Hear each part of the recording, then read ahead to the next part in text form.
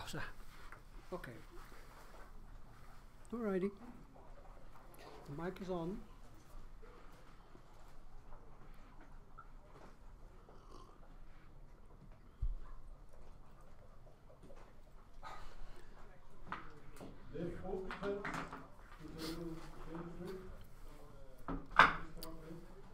So they can start? Or not yet? Yes, thank you.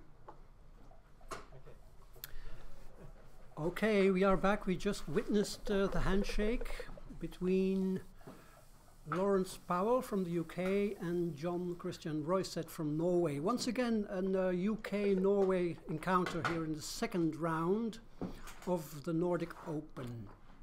My name is Michel Lamotte from Belgium. I'll be commentating mostly by myself here, although Paul Gilbertson is close by to help me out, should things become tricky. So second round match, that means that both players won their first encounter. And it would of course be pretty huge to win a second one. Then you are in the vanguard of the field and you can start thinking about a good result after day one. So on the right hand side on your screen you can see the Norwegian player, somebody with a chess background. I was told that it has helped his game in the early years when he became a backgammon player. Chess insights can be valuable in backgammon. And on the left hand side is Lawrence Powell. Oh, well, I was going to say old timer. I don't know. Well, old timer in the meaning that I've known him for years. I mean, 20 years already he's been around, playing on a high level. Which word would you use then for somebody who has lots of experience? He's a mature player. Mature player. He's a mature player, Paul Gilbertson says. Okay. Okay, what do we have? We have white behind a 4' with 3 checkers. The cube still in the middle. And a roll I cannot read. Ace 6 apparently.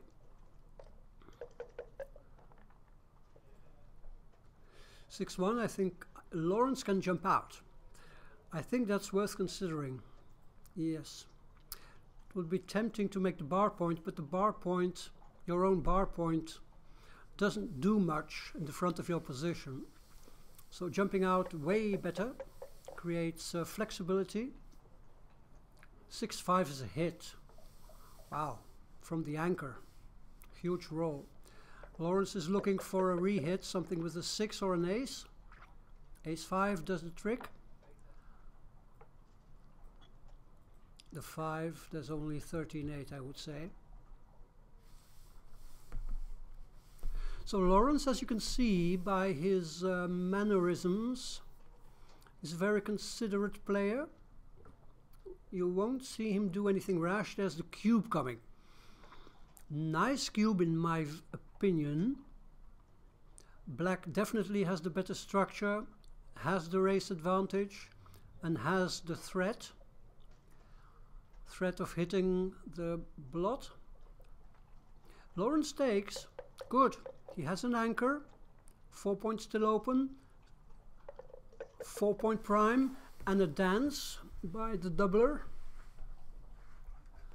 This gives Lawrence immediate counter-attacking chances. Hitting and making a 3rd point in board.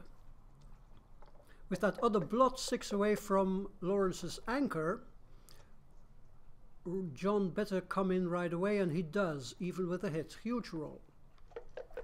6s and 3s keep hitting for Lawrence, but that's a bad one. 2-5. This looks awkward, and I'm not sure it's correct or not.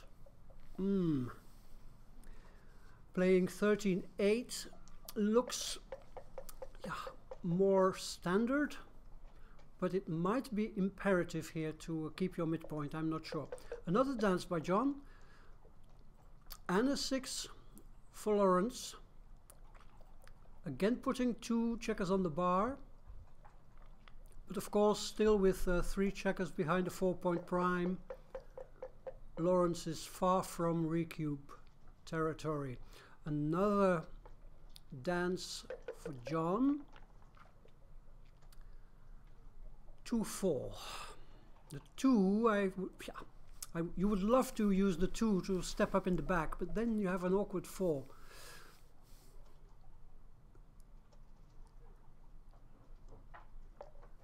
Lawrence decides it's not worth it. And finally John comes in with an ace.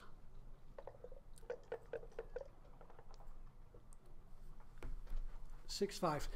Hitting and jumping out would be my play. Okay.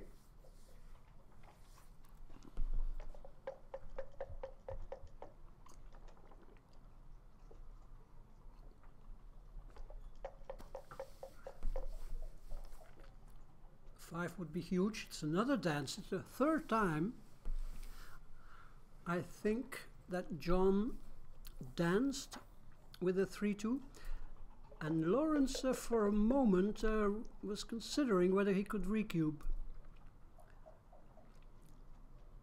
but he refrained from it, and that's very good.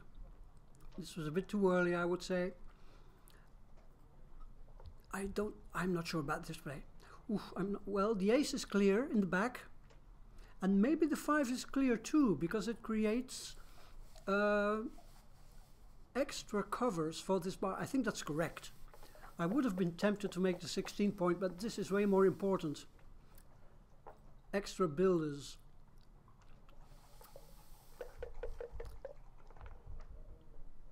To cover the 5-point. A 5-4 doesn't do anything unless, oh, wow, do you hit on the 4-point with like, wow, this is challenging. This is challenging. I think I would hit on the 4 with the 4, 8 to 4, and then for the 5 you can remake your 8-point or jump out with the 5. I think these are the only options, to be honest.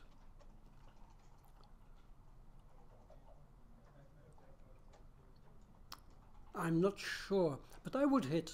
I think the hit is kind of mandatory, because if you don't hit, you give black the chance to roll an ace, a 4 or a 5, which are all pretty good. Whereas if you hit, then he in fact only has good 4s and 5s. Your board is stronger. With your, I mean whites. So I think hitting with the 4 is mandatory. That's my opinion. I would hit with the 4 and then think for a while about where to play my 5. 13-8 or jump out. I think jumping out probably better, because the 8-point, I'm not sure. Maybe you should play 13-8, keep the checker back, so when hit back you can re-anchor. So upon second thought, I think I would just play 13-4 here. That would be my play. Viewers at home can now all start laughing, but that would be my play. And there you go. Lawrence does it. Thank you, Lawrence, for the confidence. But you can see what I said about Lawrence. He's a considerate player.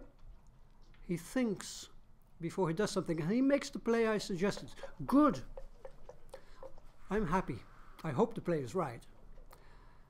John finds a 4 though, so that keeps the cube on Lawrence's side. Okay, 2-3, not much choice. You have to make your 5-point. Yep.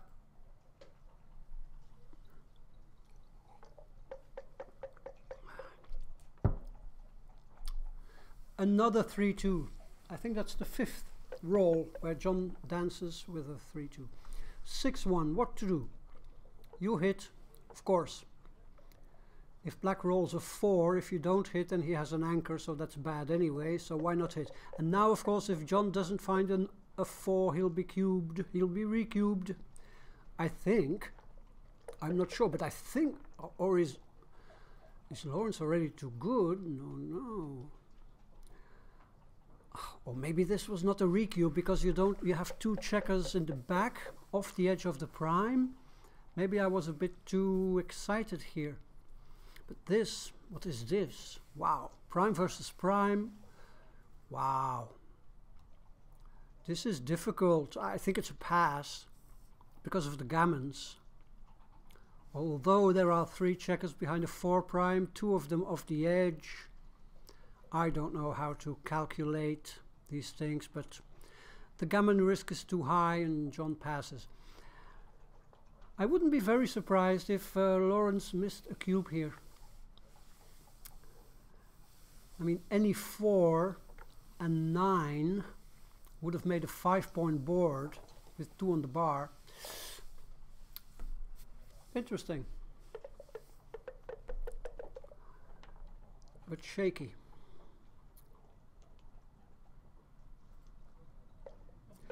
Another 6-1 opening. If Lawrence replies with a 6-1, we'll have the same opening as in the first game, but no. He splits. Which is always good when the opponent made a blocking point in the first roll. Ace-5, 13-8 looks like the best 5.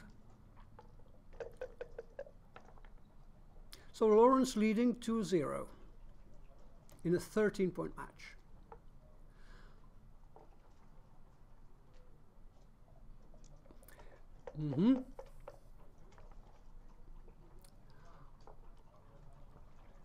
Lawrence, of course, managed to win the national team contest here in the preceding 2 days with the UK.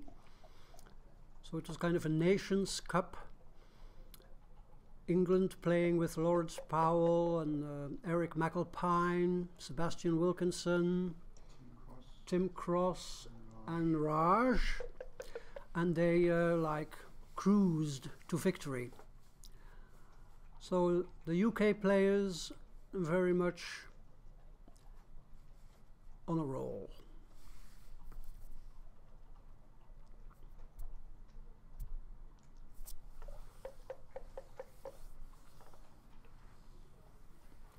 Wow, a die standing on one of the sides. It doesn't happen very often. John managed to do it. 4-1, he'll be happy with the hit.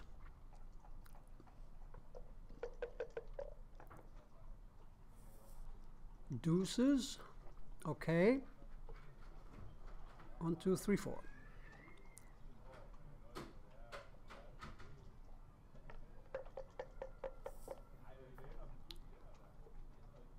Okay, I think you anchor up and you slot. I would slot without thinking too much, right or wrong. You don't want to play 8-7, right? I slot. I mean, it's you are facing a backgame structure. I don't agree with that play. But it may be right, but I would have slotted.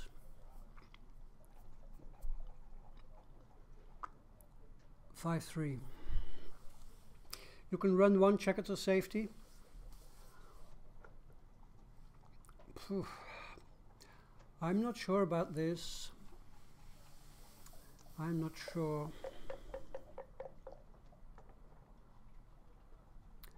5-2, of course, you hit and keep going.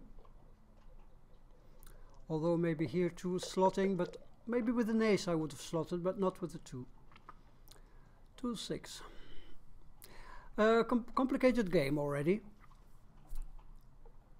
Complicated game. White has 5 checkers back, a 3-4 backgame structure, and already a bit of a compromised board in the front.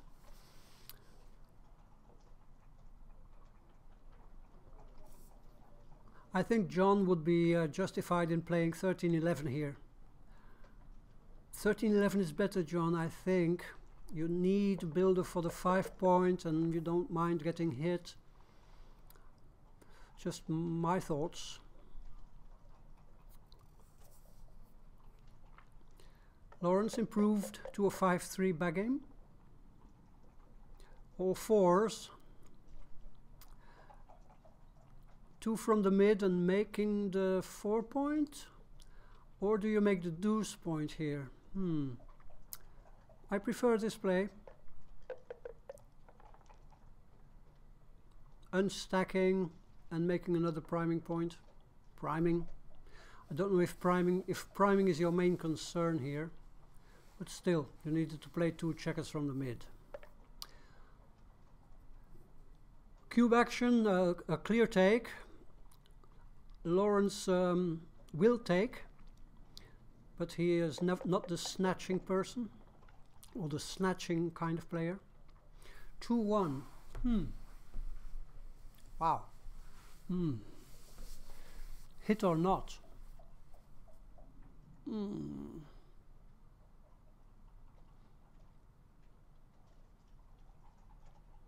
I think I would hit.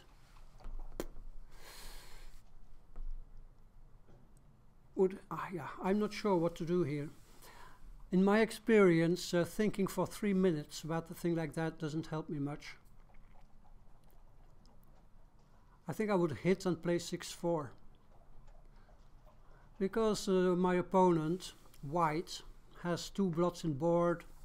Getting re-hit is not important. But John plays it differently. Might be hugely correct. Might be. I have no idea.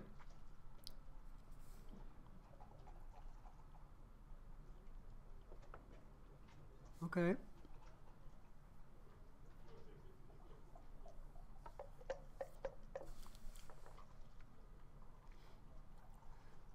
Once again, now I think the hit is... Yeah. Now in the meantime, of course, Lawrence has established a 3-point board with only 1 blot, but of course leaves only 8 shots.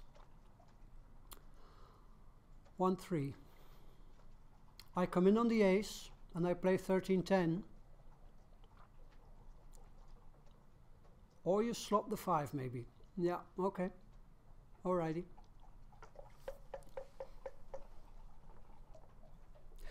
I think that John gave this cube a bit too early. I was going to say way too early, but I'm not sure about that. A bit too early, because you see, even now white has a very comfortable take. I didn't really see market losing sequences for John. So waiting was probably the better way to go. Here I can only see 1 ace, and that's 6-5. I don't like this. I think 6-5 is better.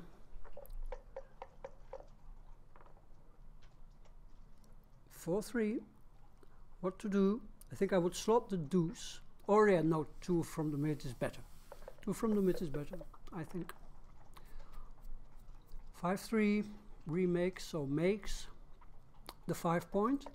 Now John has to bring in or bear in against a 5-3 back game, and he rolls a beauty of a roll, clearing his 10 point. Lawrence has plenty of timing. It looks like he will be able to keep his anchors for at least 3, 4, maybe even 5 rolls. And John has a slightly awkward bear-in with a gap on the 8 point. So not much you can do. The 3 is good because it gives you a direct 6 to cover your blot in your board. 5-3, another great clearing roll for John. And now, of course, white is in pass territory. So now John is glad he cubed. 2-1, yep, that was almost an illegal move. No. Oh, I think you come from the 14, right? Not sure. 6s, wow. Bearing in against the back game is always double-edged. If you manage to bear in safely, you have high chances of harvesting gammon. Of course, if you get hit, you can lose the 2 points.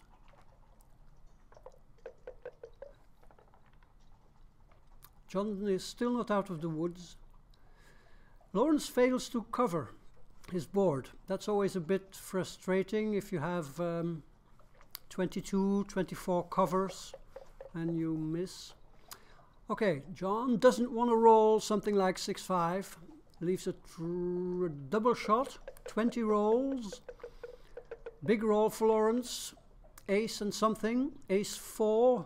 He'll be happy with that. The 4, yeah, good, excellent. Double 4s and double 6s now cover the blot on the 3 point. John needs a 3 or he'll be cubed out, I think. 1-5. No.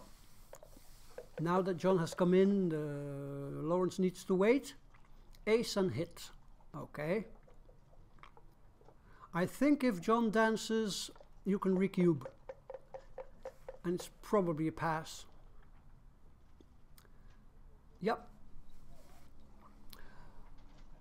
I recube this, even if I don't know if it's a take or not.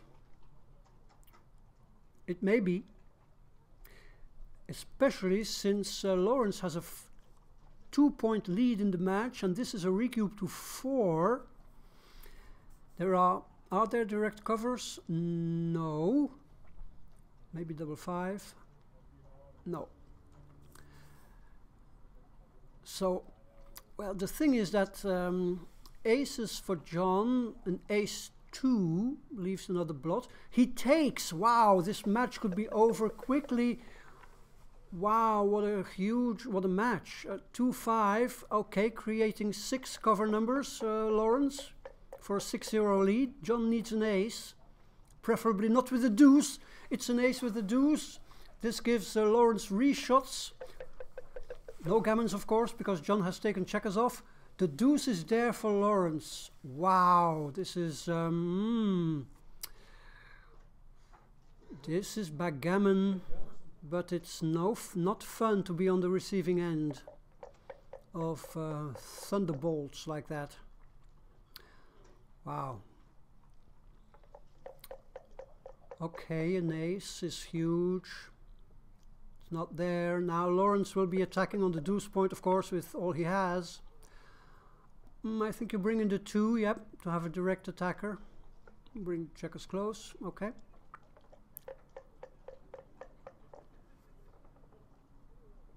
No deuce for John. 5, 2, good.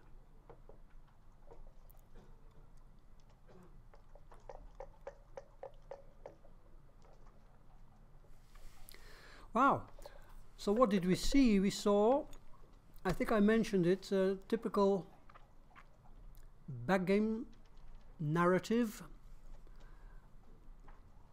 It looked like John was very fortunate, clearing his 10-point first with a 4-3, then clearing his 8-point, I think it was with a 5-2 or something.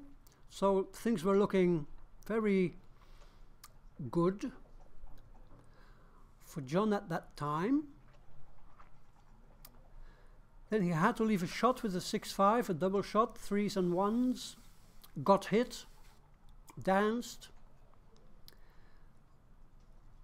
was faced with a recube, which I thought was not easy to take, but he decided to take it, and I guess he's right in taking. He was right in taking, but I'm not sure.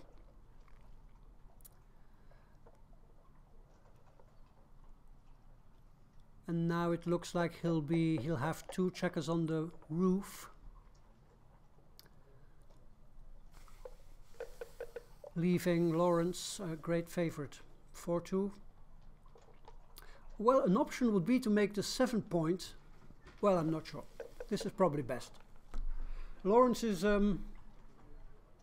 running away with this game. I don't know. Yeah. I shouldn't say too much. John probably knew he was taking a risk by giving the cube slightly prematurely. Some players as white might drop. I agree. Backgame structure, gammonish. Some people decide they don't want to take the risk and they drop. So maybe that's why John cubed pretty early. Lawrence took. Like I said, he didn't snatch, but he took confidently and is rewarded.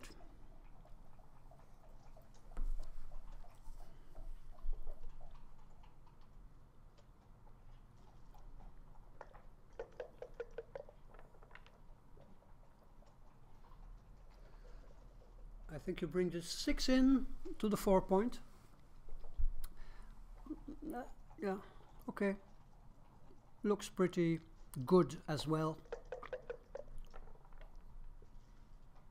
Probably even better with black already having some checkers off. You want to have a spare on the 6 in order to keep your 6 point a bit longer. Probably well played by Lawrence. Okay, miracles are still possible, of course. I have seen people roll 6s in positions like this. It does happen.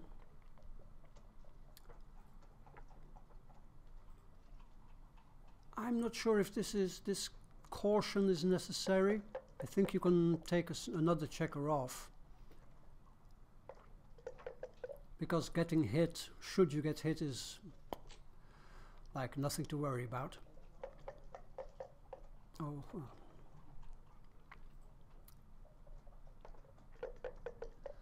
Well, no. Upon second thought, getting hit would not be fun. Because you would become maybe underdog in the race. I'm not sure. Okay, John keeps dancing with a 3-2. It's like the 6th or 7th time he does that in this match.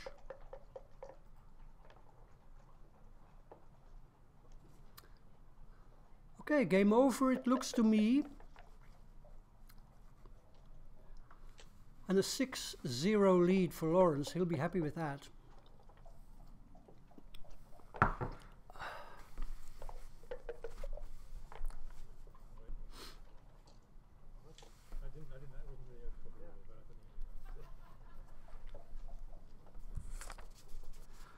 Okay, what can I say? We are in the second round of the Nordic Open 2018.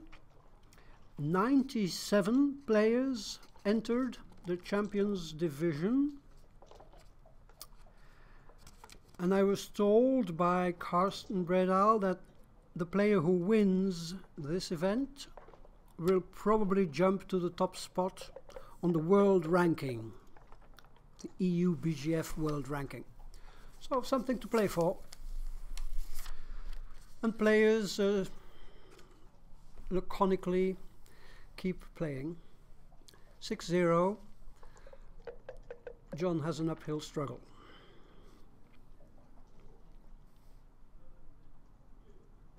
Lawrence, 6s as a reply to the opening roll is always great unless your opponent made his bar point. 5-2, make the 4. Okay. A lot can happen in these games. Not if the guy who just rolled 6s follows it up with another high double, bringing him into cube territory, I would say. No matter what. John rolls 6-1. What to do? I think you play 13-7, and the ace you can either step up in the back, so you can escape with 6s, or you slot the 5. Not sure what to do. I think it's important to make an advanced anchor against the fine. Make an advanced anchor, Paul Gilbertson tells me, so that means you would play 23-22. He's going to find me. So if it was a blitzing situation, you wouldn't step up. Yeah. Confident take. I'm not sure. Okay. 6-4, you make the 4 or you point. Brr. Pointing leaves no shots. Making the 4 gives more long term. Yeah, if you make the 4 point, you continue to prime. Once you hit on the 2 point, you're blitzing. Yes. Okay. So it's a priming versus a blitzing choice. And of course, making the deuce point, you point on the 3 point here, I think. Making the deuce point makes your position a bit stretched and inflexible.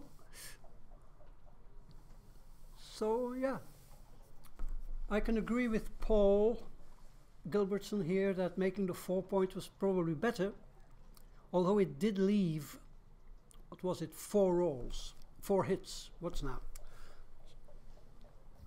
You see, Lawrence is now forced to play this ugly. I don't like this.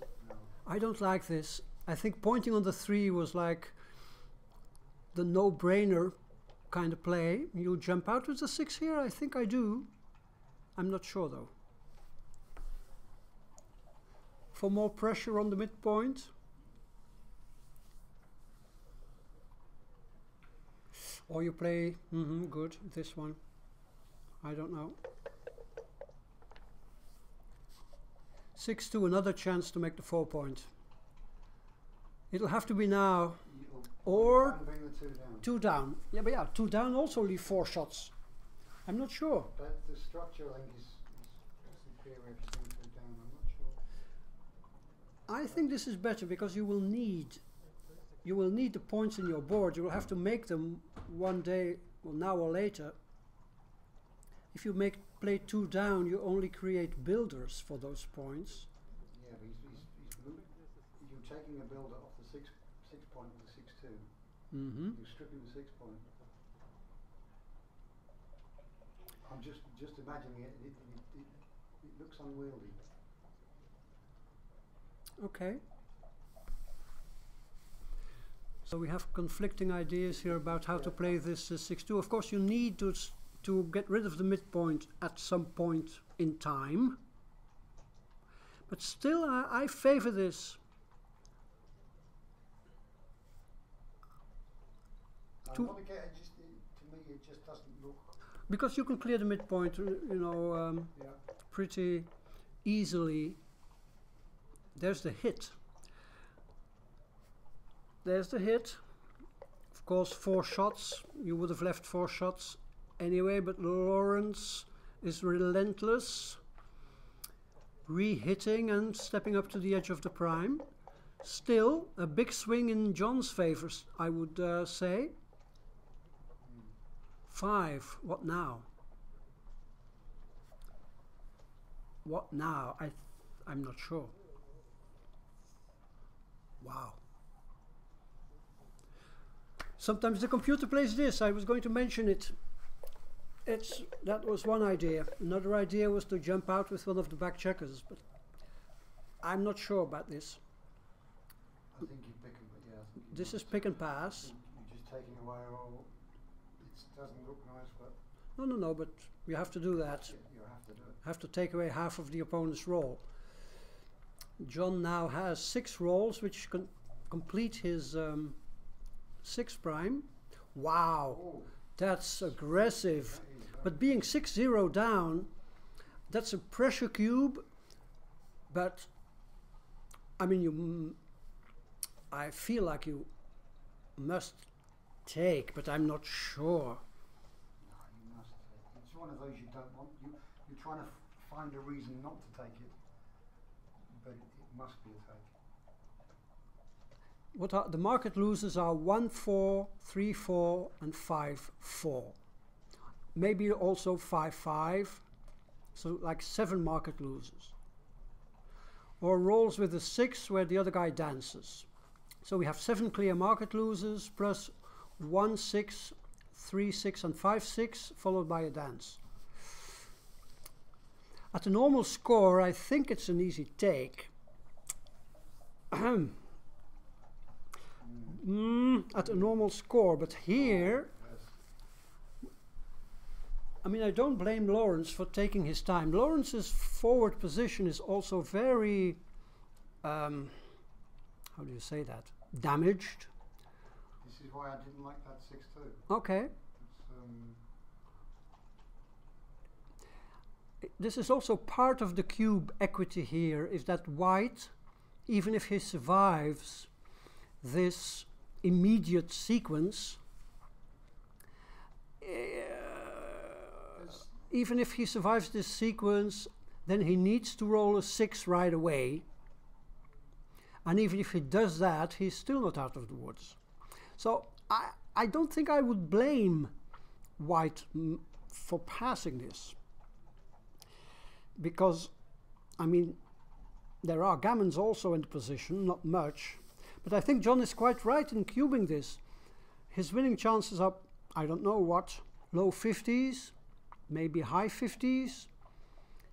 But he does have some gammons which would catapult him from 6-0 down to 8-6 ahead. Oh. Lawrence is leaning back and taking his time. Yeah, he's a thoughtful player, Lawrence. Yeah, He doesn't yeah. make many mistakes. But to be disaster, he has to hit with a 6. So he has to come in and hit with a 6. A 4 or a 5 hitting is no good. It's leaving blots. Yes, but a stronger board. I agree with the cube, big time. It's a very, very strong cube, world-class cube. And here we can see maybe the chess background. John sees that White's position is like hopeless, almost. Black has a 5-point prime, no dead checkers, a stronger board, and White has like nothing. Maybe a race advantage. I will be honest, I wouldn't have seen the cube. Over the board, I would not have seen the It's cube. a position. I would have rolled, and I would have rolled too quickly. Now we've analysed the situation. I wouldn't condemn Lawrence for dropping this. No, I mean, it might well be a drop. I mean, we counted the market losing sequences, which are definitely 7 rolls. The rolls which make a 6 prime. And what if Black dances? If Black dances, White needs a 6. Or double 3, or 3-2, or double 2, or something like this. Yeah, taking past with 2 and a bar is huge. So I think this is a great cube. I mean, And based on the awkward position of White also. 2 checkers semi-dead on that deuce point. Stripped points all over the board. Lawrence is struggling with this. I think he will drop it because the more he thinks, yeah, you see Lawrence's hand just moved the 2 checkers on his deuce. He recognizes that this is a huge weakness, jeopardizes his winning chances, and he drops, and I don't blame him for it. I don't blame him for it.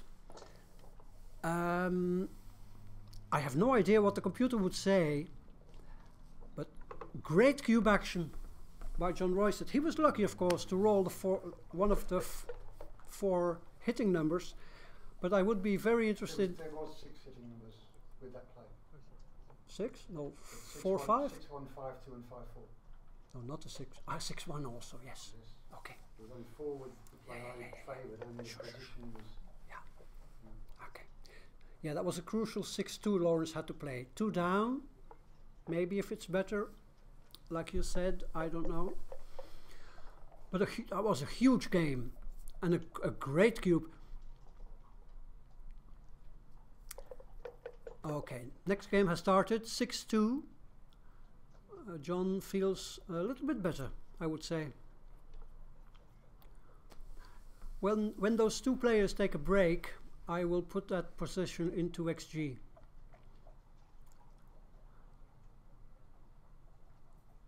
Cube from the bar. Wow. Huh. That's why I would not have considered it. This is why these are good players, and I'm sitting Yeah, here I know. the computer. Mm-hmm. Because if I was on the bar, I would not have. I may have fleetingly thought about it, but I would not have shipped the cube. Yeah. I must admit. So yeah, many players probably would have missed that cube, and I probably would have myself, but I'm not sure. I think I would have seen the 7 immediate market losers. 1-4, 3-4, 5-4, 5-5. 7 immediate market losers, and then the rolls which contain 6. 1-6, 3-6, 5-6, followed by a dance, huge market losing sequences. And being 6-0 down and knowing it's a recube to 4, which is gammonish. I think I mean, any 5 that comes and in a 5, makes the 5. exactly, a 5 is a followed very by a strong non-6, a 5 followed by a non-6 is also market losing. Yeah. So yeah, the more I think about it, the more I'm inclined to think that the pass was correct. Yes.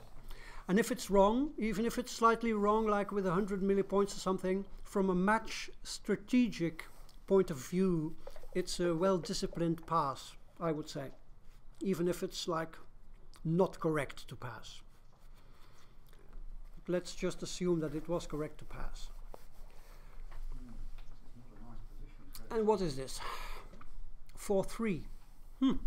What do you, wow. 4-3, what to do? You can anchor up, you can make the 5 point. I would definitely roll again. Pick up the dice and roll again. Have many good rolls, Maybe you should hit on the deuce, I mean to kill the checker. No, I think you make the anchor. But I'm not sure. I think you make the anchor. You have to make the anchor. No operation. Remaining 4 minutes.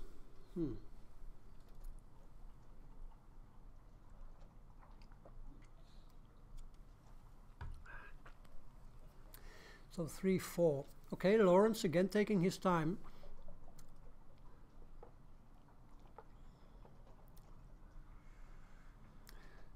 So black has 3 builders in the front to make the 4 point. He has 3 builders to make his bar point.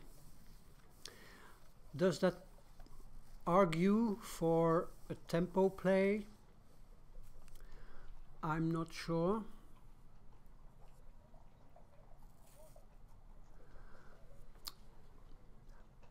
I think my play would be to anchor up. Of course, you give him 27 numbers or something to, but this one looks like something in between. I don't like it. No, no, no, no, no, no. You create no asset whatsoever. I mean, he could have made the 5 point. He could have made the 21 point. And now he makes nothing. I don't think this is right, but I don't think this is right. 5-2 hits.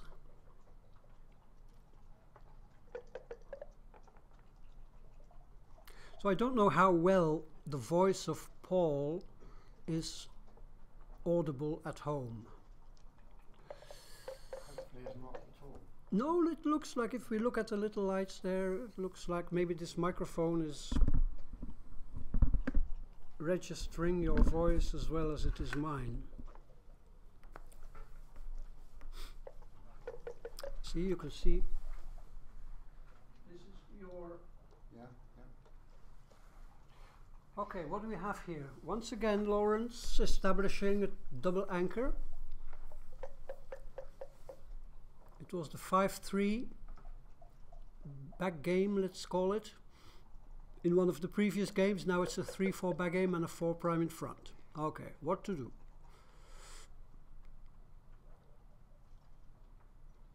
I think I step up in the back, yes, so you can escape with a 6.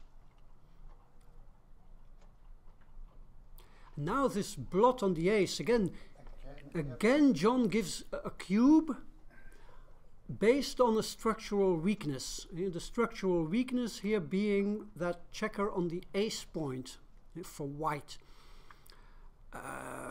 This looks, if it were not for this checker on the ace point, it would be a snatch for me. An easy take, that means, that is. And it probably still is an easy take. But it wouldn't be the first time I misjudge these things. Yeah, I think you're right. He drops again. That one wasn't on the 1 point. But if you're playing a weak opponent and you think that one on the 1 point could get hit at some point and be recirculated, but a good player would never do that. They would never hit that one on the 1 point. It's permanently out of the game. Wow. So 2 consecutive cube actions by the Norwegian chess and backgammon master, John Royset, presenting us here with riddles. And twice Lawrence went for the safe option by dropping. Okay, we have a black screen here in the studio. I don't know what's going on and how to remedy this.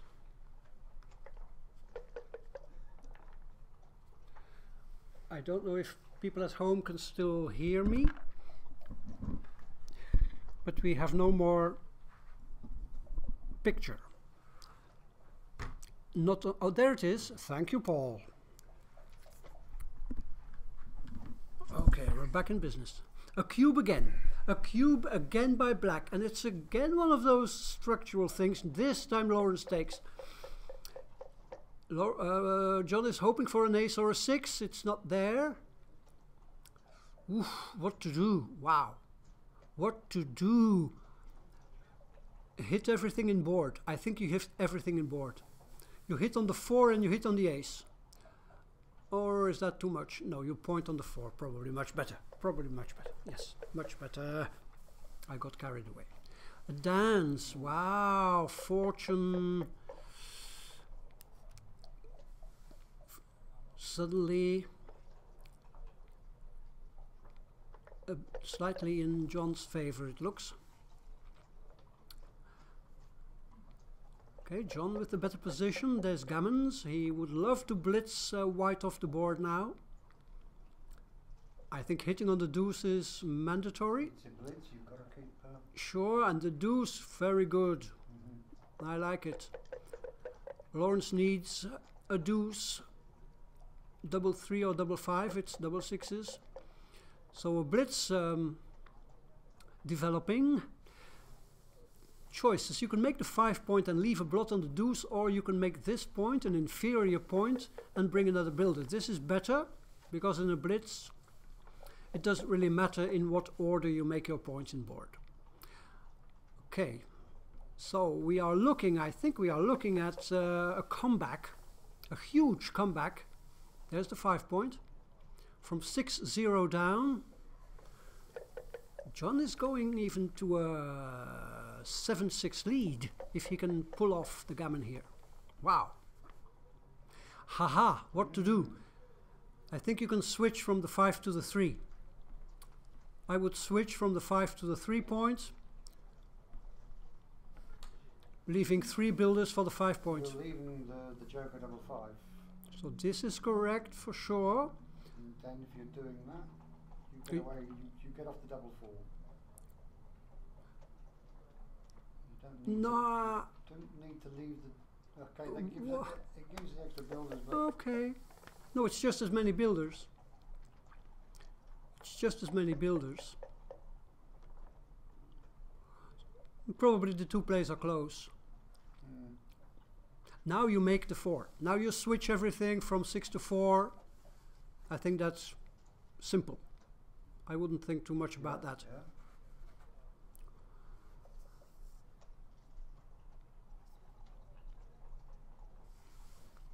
Yeah, right or wrong, I just shift. No.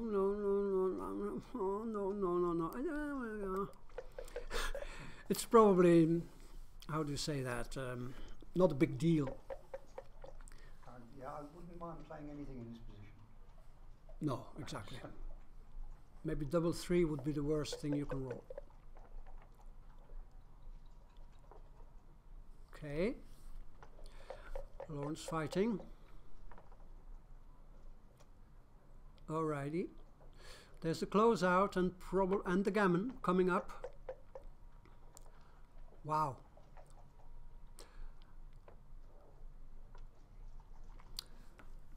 An exciting match in a way. Yeah. Some profound cube action based on advanced structural insights, especially this recube to 4 when John was, I think, 6-0 down, was very intriguing. Lawrence spent a lot of time pondering the decision.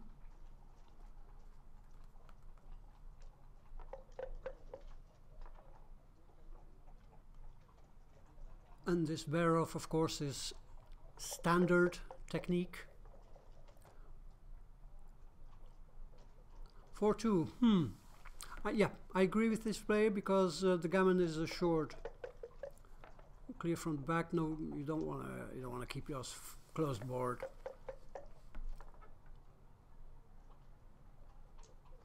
Yep. Okay. Alrighty.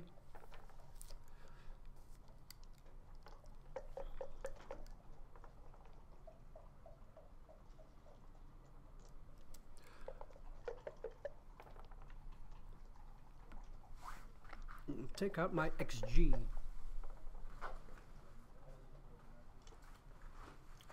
And check that position. Okay.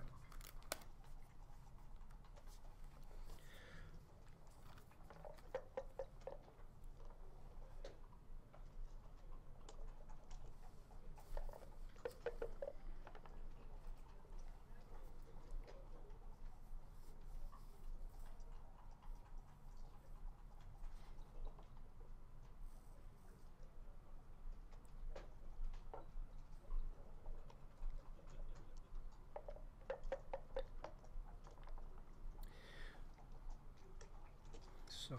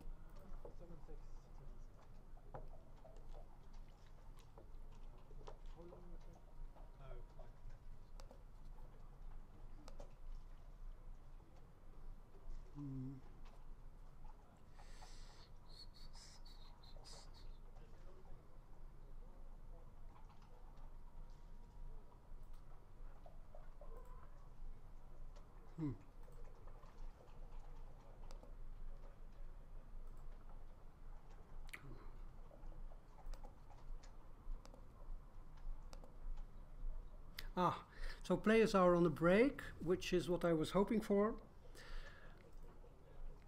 John Royset coming back from a 6-0 deficit to a 7-6 lead. I'm looking at this position where John was 6-0 down, recubed from the bar.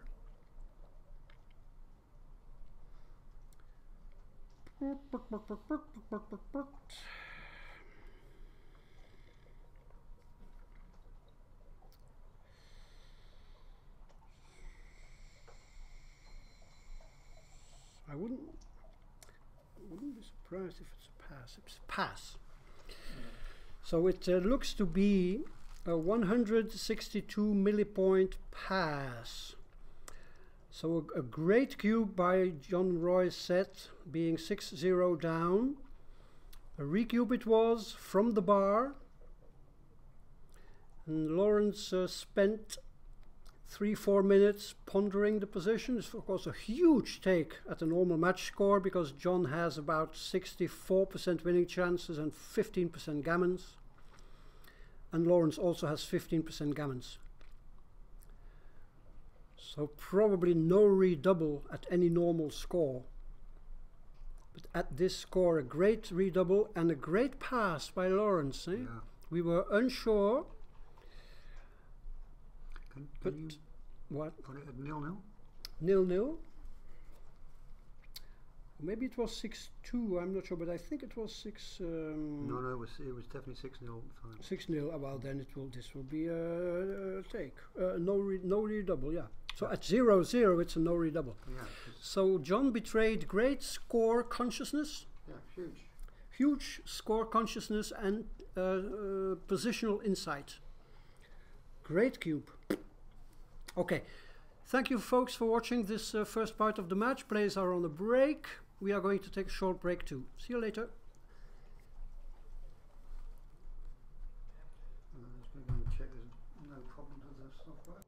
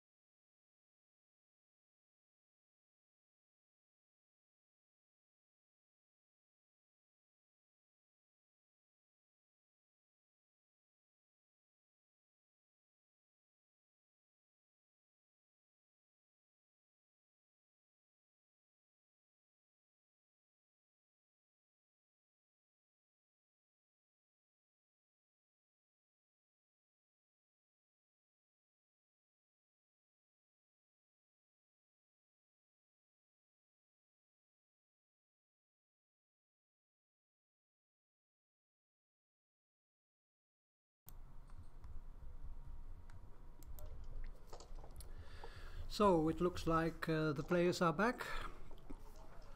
John Royset from Norway on the right hand side. Lawrence Powell from the UK on the left. Lawrence at one time was leading 6-0. But John managed to stage a comeback and now has a 7-6 lead. 4-3, small split, followed by another 4-3, hit and split.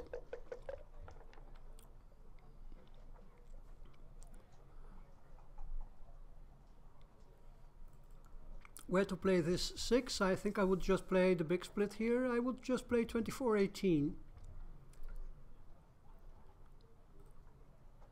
Of course, if you play 9-3, the deuces are duplicated. Okay, I think it's a valid alternative, maybe even best. Here you cover and hit. So I wonder if we're going to see some more intriguing cube action.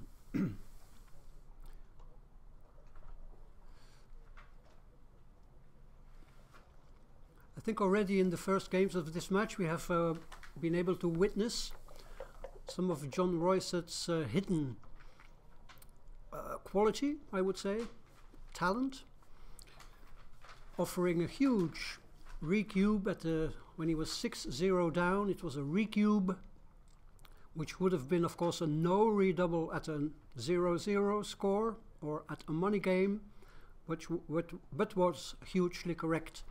6-0 down. That baffled us here in the studio, Copenhagen. So let's see what else these two players have in mind for us or in store. 4-2. What to do? Oh, yes, you can anchor. Ah, yes, that's a good option. I like that. You make a strong defensive point, which is valuable against a 3-point board, and use your 2 to hit loose on the ace. Nice play. Alternative would have been to point on the 4-point, but I think anchoring up is much better. 5-3. Now, of course, we point on the 3-point and hope our opponent misses from the bar. Opponent anchors and slots. Nice.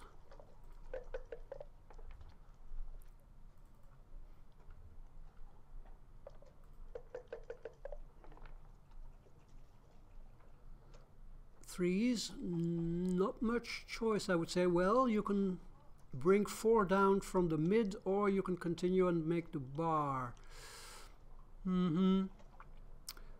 Since I wouldn't know what's right, I would just do something and then push my clock. It's my new style. It's my new style. I mean, a year ago I would spend 2 minutes and a half thinking whether to bring 2 down, 4 down, or make the bar point, and then get it wrong. 6s by John, locking up the game, I would say, depending on the race. We will have to count to know. 64, 73, 99, 103, 106 for black, 88, 110, 118. 106, 118, I would say, is 12 pips. This is an easy take. It's an easy take, and I would wait. And I think John will wait. He's counting. 12 pips. It's not even a double, I would say.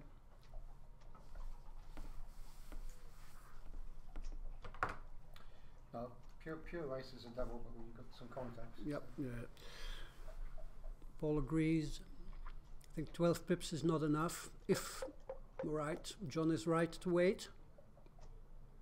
4-1 is just 1 to the voila. Now it's like 17 pips, if I'm right. 9 pips. Still no double.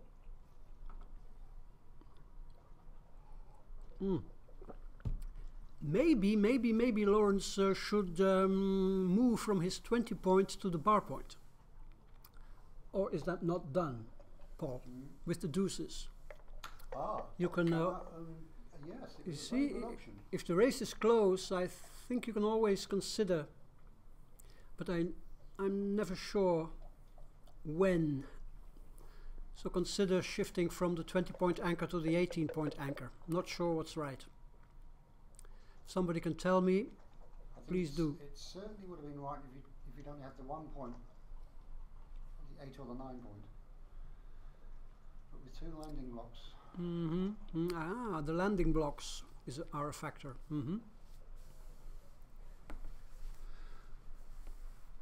We can see the huge difference also in time management. John Royset from Norway, with all his experience, has played this at a very decent pace.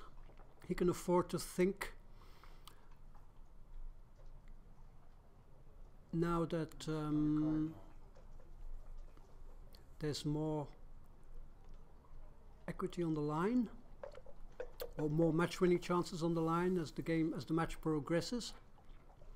3-2, yeah. With 2 blocks in board. Yeah, 2 blocks in board. Yeah, 3. You could have played 13-10 and 5-3. That's what the computer does sometimes, but I'm not sure when it's right and when it's wrong. Okay, 4-3. Yeah, White's board is too strong to volunteer shots.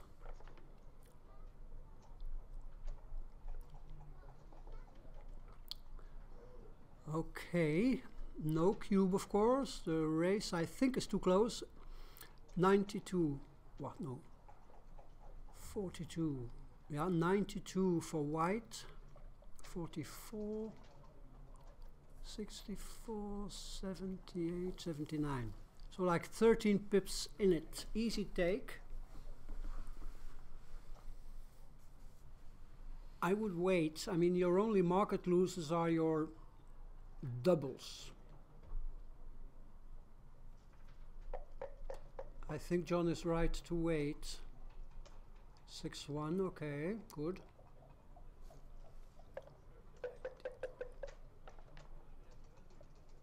Aha. So John has increased his race lead by 4 pips and cubes now. Okay. Okay. 89 for White. What's this? 44, 58, 59, 72, 89.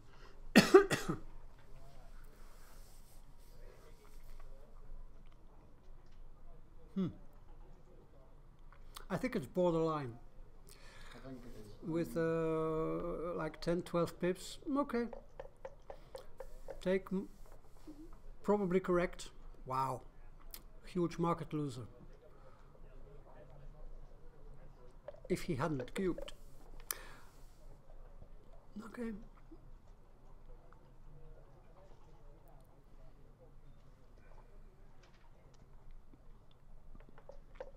Ugly things can still happen. A 6-5, of course, can always run out of the cup. I don't say these things very frequently. It's the first time today, and there it comes.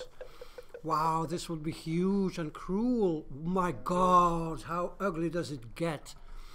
Well, how ugly does it get? Amazing. The only roll which leaves a shot, and then you get hit and cubed out. Wow. Wow, that's the word is unlucky, I guess. I mean, it's funny. The game of backgammon is sometimes funny for an outsider, for somebody looking on. John doubles, probably at the right time, rolls a huge double 6, and then rolls the only roll which leaves a shot 6-5 and gets hit. Okay, it won't be the only time in the weekend that this will happen. But again, it goes back to playing one of the earlier rolls correctly when he stayed on the 5 point and didn't come out to the bar point. Ah, yes. It keeps you in the game far longer. Ah, yes. Yes. Yeah, we're talking about the deuces that Lawrence had to play at a certain moment. There was always the option of shifting from the 20-point anchor to the 18-point anchor. And I don't really know when it's right and when it's wrong. And here he was rewarded for staying back. Okay, 4-3 split, followed by, oh no, 6-4 split, followed by a 6-5 double hit. Both checkers enter, now we have a 6-5 to play. I think you make the bar and the ace point. Okay. So that was a pretty big steal by Lawrence in the previous game. Instead of being 9-6 down, he's now 8-7 up. Huge 4-point swing. 5, what is the score now? 5 away, 6 away. Interesting. 4-6, making the deuce. Looks right to me, because you don't have a good 6. 3-1 makes the 5.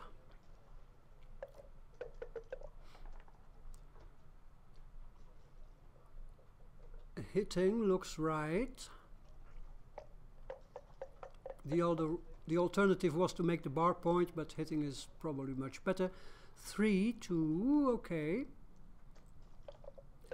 Lawrence is looking. Yeah, nice. You make the 9. I think you must make the 9. 2-1. I'm not sure about this. I don't like it. I'm not sure why I don't like it, but I think you should block 6s. Now you just, I guess, you just slot the 3 points. With the 2-1 I would have made the 9 point and maybe slotted my 4 point or something. What now? Make the 4. Once again you can make the 9, but these are tricky. These small doubles are worth a look.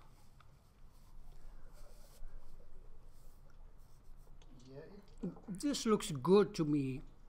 It looks good to me. Probably better than making the 9 point. I don't know who's up in the race, to be honest. The race is very, very close. Yeah, it looks like it. 52, 82, 86, 88. 128 for white. It was 128. 123 for white. 47, 95, no, 125 or something. It's even, probably only 1 pip in it. So close race. What to do? I have no idea. I think 2, yeah, this one. Okay, I agree with that play. It's either this or 2 down. Would you prefer to be hit from the anchor or from the mid? From the midpoint? Yeah. I mean, obviously, I'd prefer not to have been hit at all. But Yeah, no. I think the play was right. To be honest, you want to be able to run from your anchor to the midpoint. Would be my thinking.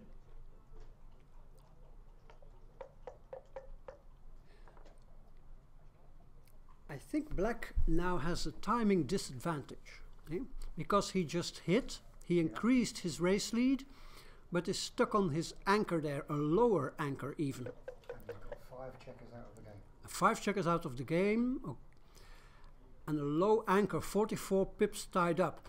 So black needs to run soon, and he's faced with a stronger board, so tricky. What's this? 6 something. 6-5, 6-3. If it's 6-3, he would have hit. It's 6-5. Oh, wow. So John is now at the end of his rope. 4-3. You can make the ace. I like it. I think I would make the ace. You make the ace, you keep your checker there on the 12 point, which generates more shots.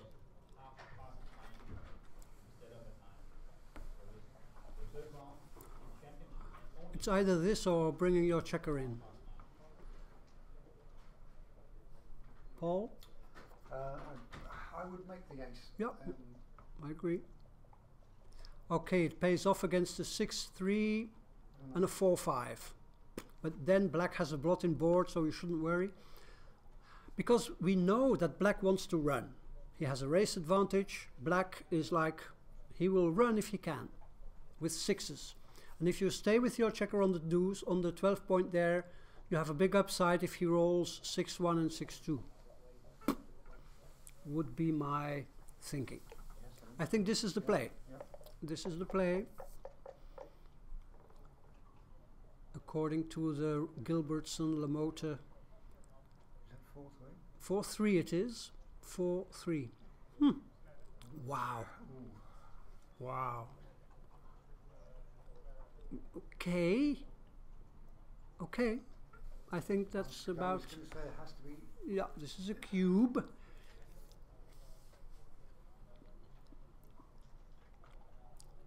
There are no immediate threats. It's not that white can hit something or something, but the next sequence could be very bad. Most threes are bad. 6-3-4. Black is of course way up in the race, so maybe this is a standard take, but John Royset, being, you know, the positional and structural player that he is, he may chicken out of this position and drop. I'm not sure though. I'm not sure. He's a point down. He's a 6 away, 5 away. The recube vig. I don't know. I think it's a pass. I think it's a pass. Black's board is in shatters. How can he ever get out of this mess? The next roll he has to jump out with the checker. I think he will drop. I agree.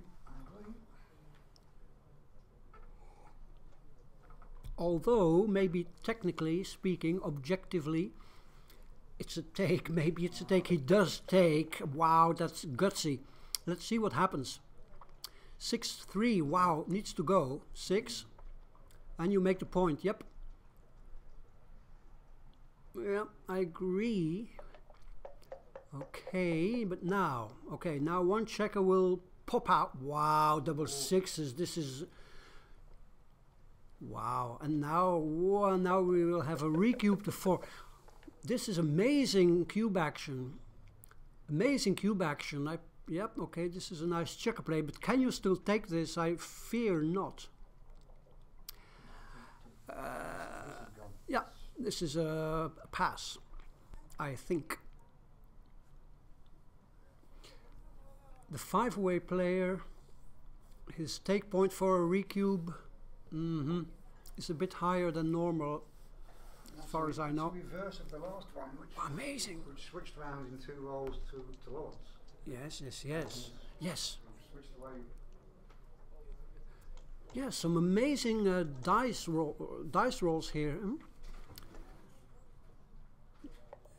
Double sixes was like, except for double 4s, the best that John could roll, and all the other rolls would have made it all very tricky. They pulled it off, so good. 5-2 split by... I'm fine with the water from... thank you. 5-2 split, 4-1. What to do? 5-2, 4-1. Yep, 2 up. 2 up. I agree. At least that's what I would have done, for lack of better knowledge. 3-2, anchoring up and hitting on the 5.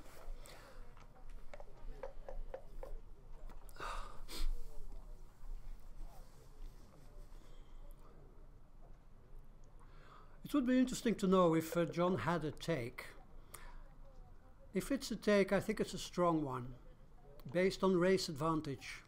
But still, with the board in shatters in the previous game and faced with a clean 5-point board, it's a strong take if it's correct. And he was rewarded for his gutsy take.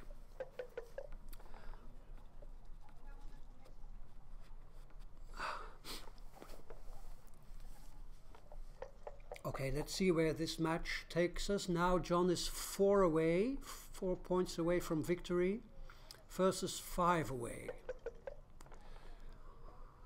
This is a score where the gammons are very big.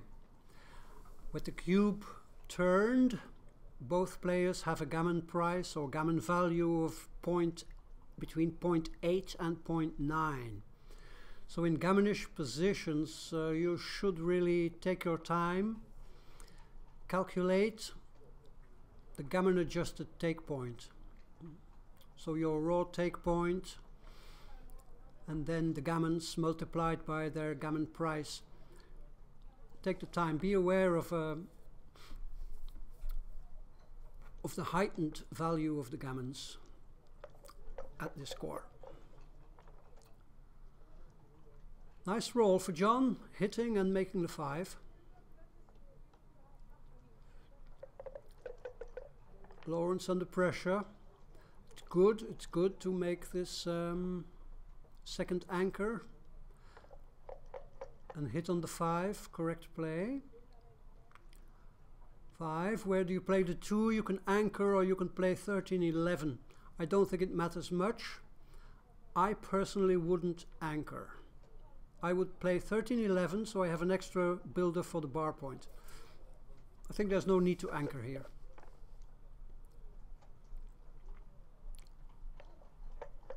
I don't think there's a lot in it because you're not going to be hitting many more checkers. So having the anchor... No, but you see, making the bar point is huge. John now was lucky that he could make it, I guess it was with a 6-1. Otherwise he would have had 3 builders for the bar point instead of just 2. And there was really no need to anchor up, I think.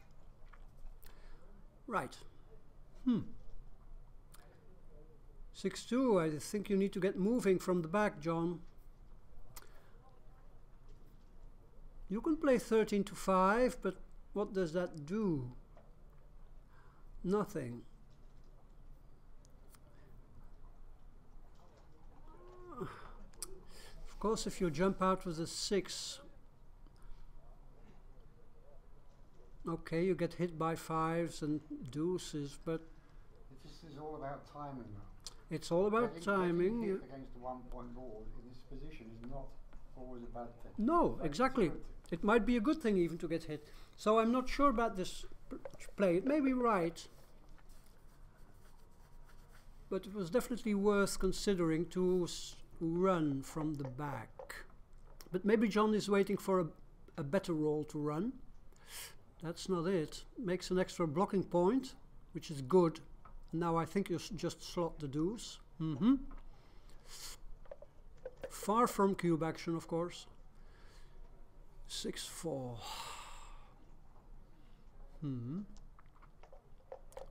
Okay, now then, John. 5-2. Now they have no choice. Now you run all the way to the midpoint. Okay. Now that Lawrence has a blot-in board, I think it's Yeah, well. you may have thought about bringing them both out rather than one all the way. Okay, maybe. It wouldn't have been a big deal. Okay, I think you're forced to play like this.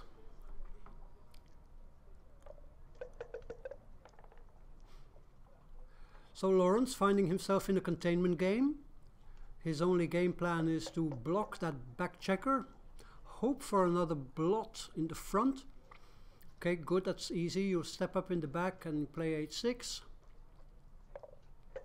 Lawrence will hit on the 5 point if he can, but he can't. Blocks. Okay, nice. So John needs to escape first and then clear his 10 point, and then he can start thinking about a cube. This is too early. I think it's way too early still, but like we said at the beginning of the game, the gammons are valuable. White has a backgame structure with some gammon losses, so it's good. It's good from John to think about whether he could cube or not, but he declined the suggestion. 6-5 was a normal hitting play. Wow, that's a double hit by Lawrence. Okay, and suddenly there are possibilities for Lawrence to shift into a forward game. John enters both checkers. Nice. Okay, Lawrence, you want to point on the 5 if you can. What to do? Out and up. Yep. Out and up. Mm-hmm.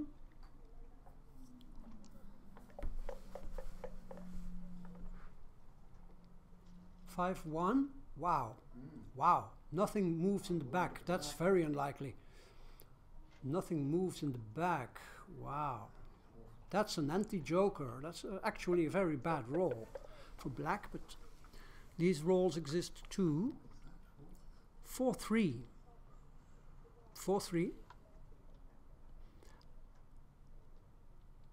Yeah, it's hard. Yeah. I'm not sure about this. No, I'm not sure, but I think this is correct. Yeah, I think it's correct. 6-3. Wow. well, 6. Okay, okay, nice.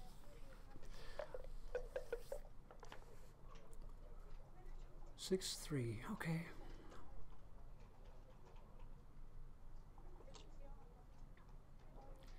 Yeah. Maybe there are some fancy things possible here.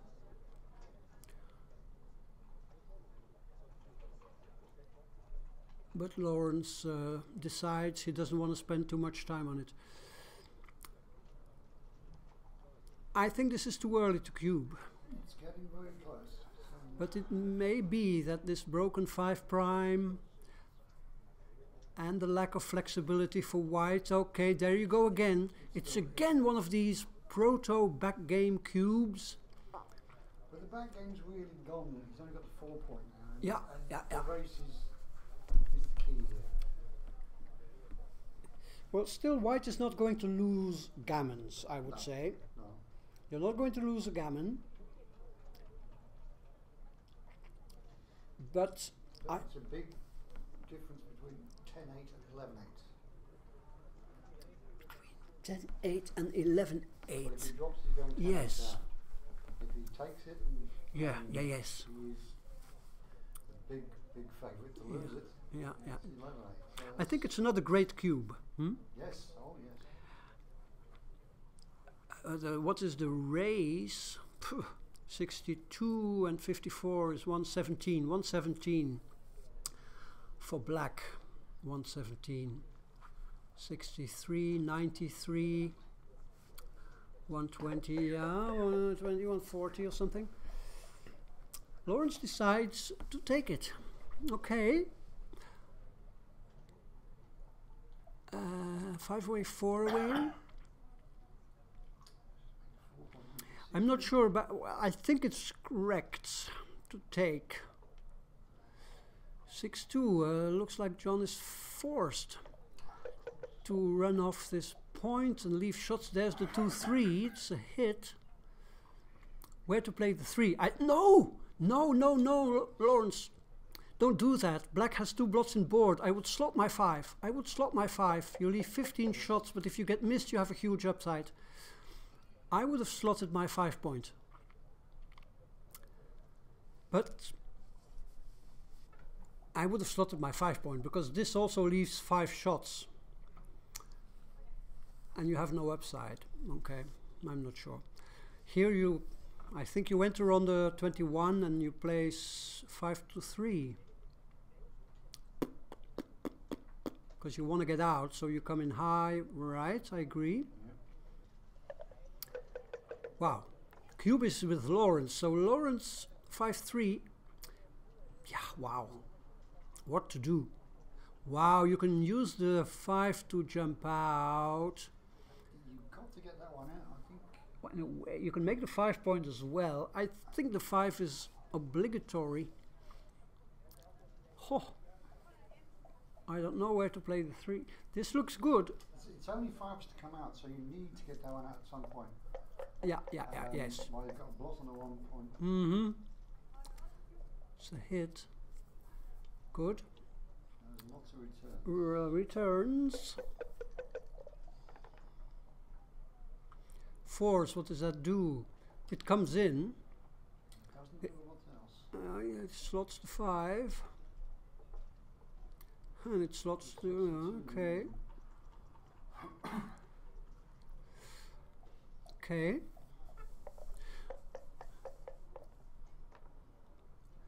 So it looks like John Royset survived this little skirmish. And now his only game plan is to bring his checkers home.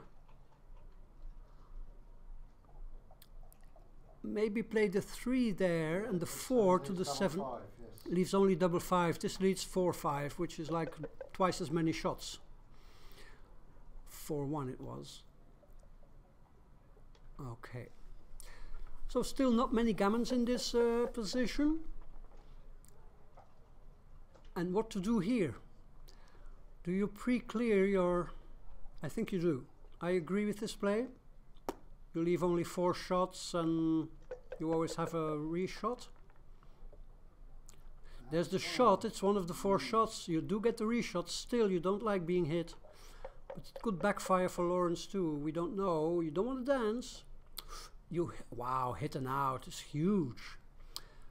I think out is the play. Yeah, you have to get out.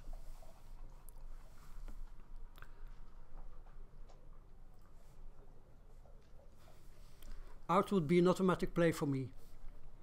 Because making the ace also leaves, what is it, 6 shots? 2-5, 4-5, 4-3. And you give up your prime. Yep. And you don't escape. So by escaping you also put pressure on the 2 blots over there.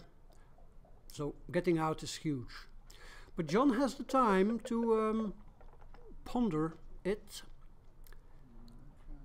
2-3, no. Okay, doing the best he can. Now suddenly the gammons loom. Because there are blitzing variations. Pick and pass in the board, hits in the outfield. There's the hit in the outfield. Or you can pick and pass. Wow, I think the pick and pass is better. I'm not sure though. Hitting in the outfield as a 4th checker back generates more gammons. But pick and pass probably best. Wow. Wow. Suddenly things appear to be going John's way. He's now... No, he could play both of them to the 1 point and just leave the double 4. Right. Yeah, I agree. And keep pressure on that blot on the outfield. Gammon is huge. Yes, I think I would have been tempted to stay back.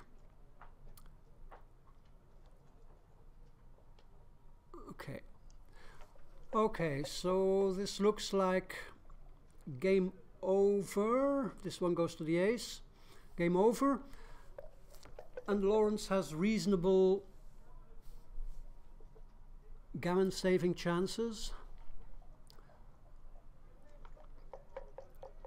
Actually favorite to save the gammon. Okay.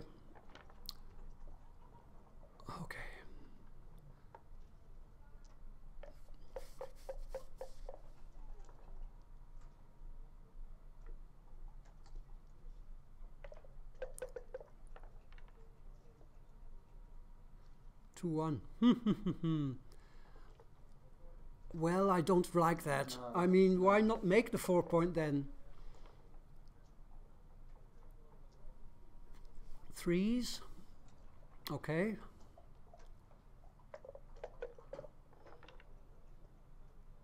Six, 4 runs. Okay.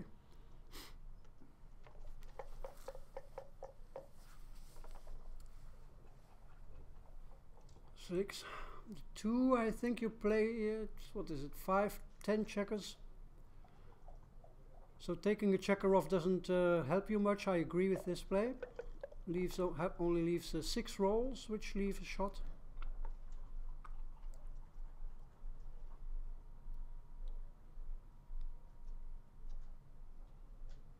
It could be over quickly. A high double. A high double. 6-3. Okay. 4-1. Okay. Wow. Yep, could be over quickly. We don't know. Wow, 5s. There's the high double. Still 3 rolls required for John to... 3-2 is not good. If John rolls a double, you feel it's over. Otherwise... okay, Lawrence has 2 rolls to take a checker off. 4-2. Ooh, he has lots of bad rolls. Any ace, any deuce, except for double deuce is bad. The double will clinch it. No. Lawrence wants to avoid aces and deuces. There's the ace. It's over. Okay. Great match. Great match. Some interesting checker plays, some interesting cube decisions, most of all. Well, we'll have to wait for the XG file to know whether these players played well or not. I think they played well. I think there was a solid performance by both of them. High quality match, I would say. And a strange story, in fact. Lawrence taking a quick 6-0 lead, but then saw the lead evaporate, and John Royset, he took a very courageous cube at a certain moment with a race advantage and followed it up with a rolling boxes. So that was a big turn, big swing in the match, and eventually John managed to score his second victory of the day. Now has 2 victories out of 2 matches. So great start for John Royset. Lawrence Powell has to be satisfied with 1 win and 1 loss. Thanks everybody for watching. Thank you Paul Gilbertson for the support during this commentary. See you all later. I think the 3rd round is scheduled for 9 p.m. Denmark time. See you later everybody.